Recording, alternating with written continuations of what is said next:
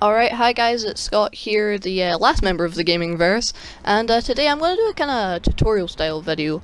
As you can see, I'm in our little red MX-5. It's quite low horsepower, good for, getting the slides, good for learning and yeah, so I hope you guys enjoy the video. So you can see we're just kind of upgrading the little MX-5 here, lock diff. Very important when we come to the tuning, and I'll show you that later. The car kind of totals to about 178 brake, so not too much, but it's very good for learning, and I really like this car. So yeah, the kind of rest of the content of the video is just going to be me kind of showing you the techniques to start with drifting. I started drifting on Forza Motorsport 4 with a controller, but now I've kind of moved up to a wheel, so I'll probably blather on for a bit of this video, but you see we're kind of coming out of the garage here, going into the tune. Now the tire pressures I don't generally muck around with. You can see that the camber is 4.5 and 4.5 negative. Negative is very important, you don't want positive. And the differential is being locked. The reason for so much camber is the little horsepower. If you find that the car slides too much, then just kind of reduce that down a bit by maybe about a degree. Lock diff, which is the diff being 100% at 100%, is to keep both wheels at the back spinning at the same time so we can get bigger, fatter skids. We're going to be running the car park section in Surfer's Paradise today, so it's just kind of up there where I've done it. It's quite easy to find, I'm sure you'll find it. So the content of this video is really going to be me showing you how to do clutch kicks, feint entries, transitions, and just kind of getting used to your drift car. And I might do another video later on at how to tune your car, because a lot of people get quite confused by that.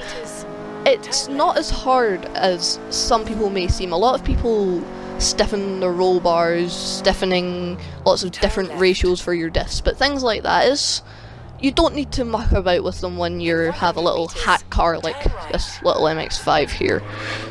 So you can see as we come in here, I'm just going to clear the map, and next up I'm going to start doing some loops. It's really just to get a feel for the car. If you're wheel drifting, I do recommend switching out into the bonnet view, because I think it has better feel with the wheel, or better orientation for seeing things.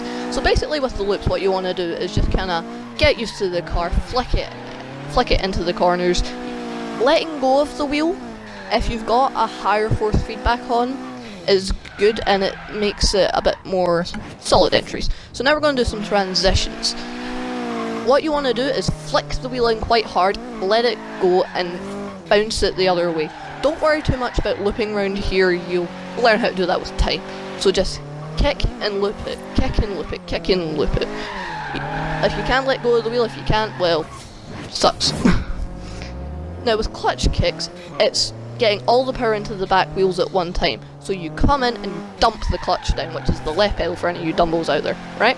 Left pedal again. Because it's a low horsepower car, we kind of need to catch the car, and it also helps with doing our entries. Next up is feint entries. So this is where you flick the car into one side, bring it to the other, and then put it back out again. It involves no clutching until you're at the end, and no handbraking. So it's a quick little entry to do. Handbrakes and high speeds are a bit difficult. You need to get all the power into the car, grab the handbrake and pull in. Because it's a low horsepower car, you're going to have to keep the clutch in and push down the accelerator.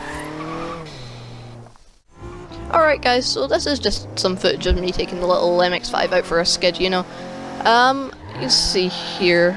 I'm going to do a new series called Beginner Builds, I think. Just kind of getting your kind of classic GDM style cars out and showing you how to build them. Not much tuning will go into these, so if you are a controller drifter, then same kind of idea. If you're wondering what wheel I'm using, it's a Logitech G920. Good wheel, works with Xbox and the PC. If you are a PlayStation drifter, I don't know if you would be or not, but the comparison is a Logitech G29. Assetto Corsa stuff, I might do some of that. My PC's a little bit buggy just now, but I'll see if I can get it fixed and play some Assetto Corsa. If there's any builds you want me to do, or any games you want me to play, I am the car guy on the channel, by the way, just tell me in the comments. Thanks, and like if you enjoyed.